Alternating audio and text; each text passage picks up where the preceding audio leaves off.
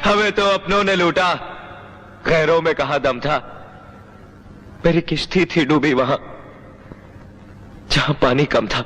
अजय देवगन की ये शायरी तो तुम लोगों ने जरूर सुनी होगी, लेकिन इस वीडियो में ना ही हम अजय देवगन की केसरी जुबान के बारे में बात करने वाले हैं और ना ही उनके डांस स्टेप्स की। हम बात करने वाले हैं उस कश्ती की जो कम पानी में डूब गई थी। बचपन में हम सब ने टीवी पर रियल लाइफ स्टोरी पर बनी एक फेमस इंग्लिश मूवी देखी थी जिसका नाम था टाइटैनिक, जिसमें टाइटैनिक नाम की एक कश्ती मतलब शिप एक आइसबर्ग से टकराकर पानी में डूब जाती है।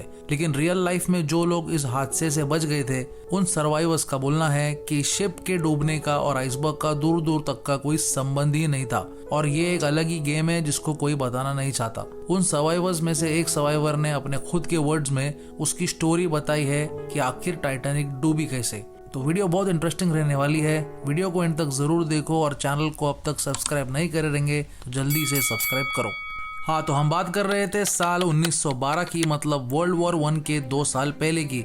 इस टाइम में 25 साल का एक आर्मेनियन राइटर था जिसका नाम था वागिनक ब्योराट, जिसने अपने पिता के साथ मिलकर कुछ बुक्स लिखी थी और वागिनक का काम था उन किताबों को अमेरिका ले जाना।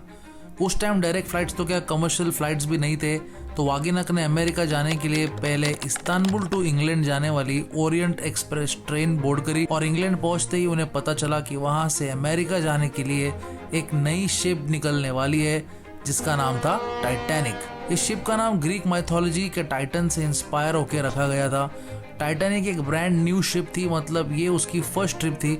इसके पहले टाइटैनिक ने कोई सफर कभी भी तय नहीं किया था और वो जाने वाली थी साउथहैम्पटन इंग्लैंड से न्यूयॉर्क सिटी अमेरिका। तो टाइटैनिक ने अपने सफर की शुरुआत की 10 अप्रैल 1912 को और उसको अमेरिका पहुंचना चाहिए था 17 अप्रैल 1912 को, जो कि वो कभी पहुंची नहीं। इस शिप को बनाने वाली कंपनी थी ब्रिटिश की व्हाइट स्टार लाइन कंपनी, जिसकी पेरेंट कंपनी थी IMM मतलब इंटरनेशनल मर्सेंटाइल मरीन को, और IMM के टॉप के इन्वेस्टर्स में से एक थे John Pierpont Morgan, most famously known as JP Morgan. हाँ, तो वागिनक ने अमेरिका जाने के लिए टाइटैनिक पर टिकट ले ली और मस्त दाढ़ी बीड़ी बना के टाइटैनिक पर चढ़ गया। टाइटैनिक पर उसको मिला केबिन नंबर 804, जिसमें उसके अलावा और 2 लोग उस केबिन में रहने वाले थे, जिसमें से एक का नाम था मॉरेन, जिससे वागिनक की अच्छी खासी दोस्ती हो गई थी। बट दोनों ने मिलके 3-4 दिन शिप पे बहुत राड़े डाले, शराब बिरा पी के फुल कल्ला करते थे, बिल्कुल फ्यूचर से अनजान कि कुछ ही दिनों में उनके साथ क्या होने वाला था। तो फिर 14 अप्रैल को वागिनक और मॉरेन हमेशा की जैसा देर रात तक शिप पे घूमने के बाद अपने केबिन गए सोने के लिए। सोने के कुछ ही देर में उनको एक बहुत बड़े एक्सप्लोजन की आवाज आई, जैसे शिप में कोई बॉम्ब फट गया हो। क्या हुआ क्या नहीं देखने के लिए तीनों अपने केबिन से बाहर निकले अपना बेसिक सामान लेके। शिप के कॉरिडोर में देखे तो भगदड़ मची हुई थी, लोग फुल चिल्ला रहे थे। शिप के कोई भी वर्कर कुछ भी बताने के लिए तैयार नहीं थे कि आखिर हुआ क्या है। लेकिन कुछ ही टाइम में उनको समझ गया कि कुछ तो बहुत हार्ड सीन हो गया है और ये कंफर्म हो गया कि ये शिप अब 100% डूबने वाली थी। उन्होंने 2 लाइफ जैकेट्स का बंदोबस्त किया और डिसाइड किया कि अपने को शिप पे से उड़ी मारने के अलावा कोई ऑप्शन नहीं है।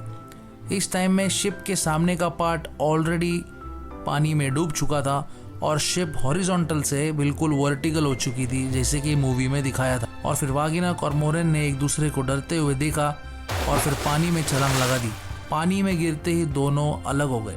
पानी का टेम्परेचर उस टाइम अराउंड -2 डिग्री सेल्सियस था और वागिनक के हाथ पैर ठंडे पानी की वजह से नम होने लग गए थे और उनका लाइफ जैकेट भी फट के चिंदी हो गया था और कुछ भी काम का नहीं रहा। जिंदा रहने के लिए उसके पास बस एक ऑप्शन बचा था और वो था कि कोई लाइफ बोट उसको आके बचा ले। लाइफ बोट का सीन ऐसा रहता कि हर एक बड़े शिप्स पे 10 से 15 छोटे बोट्स रहते इमरजेंसी के लिए। तो ऐसे ही जब टाइटैनिक डूब रही थी तब ऑपरेटर्स ने उनके 20 छोटे बोट्स में लोगों को बिठा के रिलीज करना शुरू कर दिया। लेकिन जैसे कि मैंने पहले बताया कि शिप पे टोटल 2224 लोग थे और बोट्स थे सिर्फ 20, जिसपे मुश्किल से 1000 लोग की जगह होगी। तो खैर वागिनक ऑलरेडी पानी में था और लाइफ बोट मिल जाए इसी दुआ कर रहा था। कुछ ही देर में उसके सामने एक लाइफ बोट आ गई और उसमें भर भर के लोग भी बैठे हुए थे। वागिनक ने सोचा कि ये बोट के ऊपर चढ़ जाओ तो कैसे वैसे जान बच जाए। लेकिन जैसे ही वो बोट पर चढ़ने की कोशिश करने लगा, कुछ लोगों ने उसको चप्पू से मार के बोट के नीचे गिरा दिया ये बोल के कि भाई इधर हमारे लिए भी जगह नहीं है, त्यू का इधर बिठा के पूरी शिप डुबा देंगे पानी में। वागेनक ने उन बोट पे के लोगों को बहुत मदद की भीख मांगी, लेकिन किसी ने उसकी हेल्प नहीं करी और वो बोट उसको वही पानी में मरने के लिए छोड़कर चली गई। तो फिर क्वेश्चन ये है कि वागेनक का आखिर क्या हुआ, वो मर गया कि बच गया?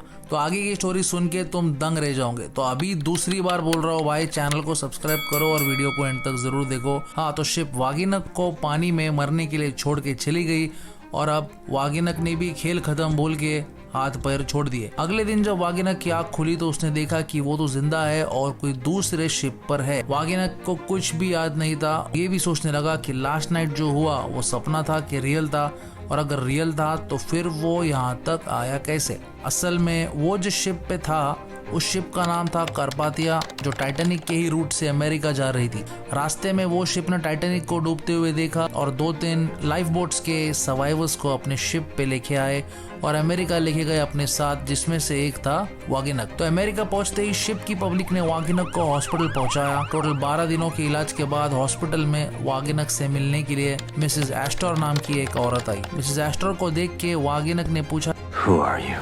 क्योंकि अमेरिका में उसके जान पहचान का कोई भी नहीं था। मिसेस एस्टर ने बताया कि I saved you.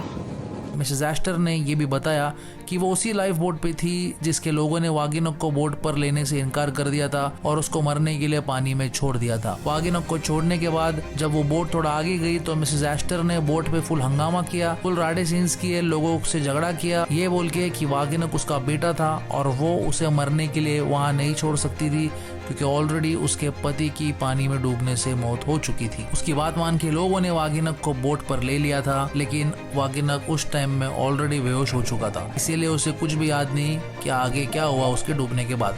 इतना ही नहीं, मिसेस एस्टर ने वागेनक का पासपोर्ट और पैसे की थैली को भी संभाल के रखा था और हॉस्पिटल में उसे वापस भी कर दिया। खैर, वागेनक तो बच गया, लेकिन उस इंसिडेंट के कुछ साल बाद उसने अपने स्टोरीज के जरिए लोगों को बताया कि वो खुद एक टाइटैनिक सर्वाइवर था और उसके अकॉर्डिंग जो आवाज उस रात उसने सुनी थी वो कोई इंजन बस्ट होने की आवाज थी, जो टाइटैनिक के इंटरनल खराबी की वजह से हुई होगी, कोई आइसबर्ग के टकराने से नहीं। उसकी स्टोरी सुन के बहुत से सर्वाइवर्स ने उसकी बात को सही बोला कि ये शायद शिप में जो कोयला जल रहा था उसी से इंजन जलना शुरू हो चुका था, जो बीच रास्ते में जाके बस्ट हो गया। इस क्लेम को प्रूफ करने के लिए कुछ लोगों ने टाइटैनिक के इंग्लैंड से निकलने के टाइम के फोटोज भी दिखाए, जिसमें टाइटैनिक पर एक बड़ा सा काला धब्बा क्लियरली दिख रहा था। इसका मतलब ये था कि टाइटैनिक निकलने के पहले से ही अंदर से जल रही थी, जिसको शिप के सेलर्स ने इग्नोर कर दिया था। और बहुत लोगों ने ये भी बोला कि वागेनक शायद शराब के नशे में इतना आउट होगा कि उसको याद ही नहीं कि क्या हुआ और क्या नहीं, और उसके एक्सपीरियंस को पूरी तरह से मनगढ़ंत बताया। टाइटैनिक पर के टोटल 2224 में से 1496 लोगों की मौत हो गई थी और सिर्फ 728 लोग ही बच पाए, और ये दुनिया के सबसे डेडलीस्ट इंसिडेंट्स में से एक बन गया। टाइटैनिक के captain sir Edward John Smith ने शिप पर से बचने की कोशिश भी नहीं करी और टाइटैनिक के साथ ही डूब गए, जैसा मूवी में दिखाया था। सोचने की बात यह है कि टाइटैनिक को बनाने वाले लोग ने भी उसे इतना आलीशान बनाया था कि उन्होंने टाइटैनिक को द अनसिंकेबल का खिताब दे दिया था। अनसिंकेबल मतलब जिसे इंसान तो क्या भगवान भी नहीं डुबा सकते। तो खैर, मैं तो टाइटैनिक पे नहीं था तो मुझे नहीं मालूम कि वागेनक सच बोल रहा था कि नहीं, टाइटैनिक आइसबर्ग से टकराई कि नहीं। मैंने भी तुम्हारे जैसा बचपन में टाइटैनिक मूवी देखी थी जिसमें जो भी दिखाया था उसको मैंने तब सच मान लिया था, लेकिन हमारी आदत आज भी वही है कि जो भी टीवी पे दिखाते हैं हम उसको बिना रिसर्च किए मान लेते हैं। हो सकता है कि वागेनक की स्टोरी भी सच हो और टाइटैनिक मूवी में दिखाए गए जैक और रोज की लव स्टोरी सिर्फ एंटरटेनमेंट के लिए बनाई हुई एक झूठी कहानी हो। जो लोग बोलते हैं कि वागेनक की कहानी झूठी थी, मेरा बोलना उन लोगों को ये है कि अगर वागेनक की कहानी झूठी थी तो फिर जैक और रोज की लव स्टोरी को देखने वाला कौन था जिसने ये सब स्टोरी बताई है। मतलब टाइटैनिक उधर डूब रही थी और जैक और रोज की लव स्टोरी को देखने वाला खुद बचने का छोड़ के इनके प्यार के नगमे गा रहा था, इनके प्यार की कहानियां लिखने में मगन था। बताओ यार भाई, ऐसा भी कहीं होता है क्या? और तो और टाइटैनिक मूवी ने टोटल $2.264 बिलियन का बिजनेस किया था उस टाइम पे। मुझे तो लगता है कि टाइटैनिक मूवी में झूठे लव स्टोरी की बजाय अगर सच्चे वागिनक की स्टोरी दिखा देते तो 2.2 बिलियन डॉलर्स तो क्या शायद 1.5 लाख रुपए भी जमा नहीं हो पाते। इसीलिए एंटरटेनमेंट के नाम पे लोगों को अच्छा बेवकूफ बनाया जेम्स चाचा ने। तो जेम्स चाचा को छोड़ो, तुम कमेंट्स में बताओ कि तुम्हारा क्या बोलना है इस विषय पर। क्या तुम वागिनक की स्टोरी पे भरोसा करोगे जो खुद 1912 में उस शिप पे था, या फिर जेम्स कैमरून का जो उस टाइम पे पैदा भी नहीं हुआ था। तो वीडियो को यहाँ तक देखने के लिए तुम्हारा बहुत बहुत शुक्रिया। और वो क्या बोलते चैनल को मेहरबानी करके लाइक, सब्सक्राइब और शेयर जरूर करो। बहुत जल्दी ऐसे ही करेक्ट टॉपिक पर सबसे सिंपल वीडियो लेके मिलूंगा तुम सबसे इंशाल्लाह। तब तक के लिए सलाम, दुआ, जय हिंद, जय महाराष्ट्र।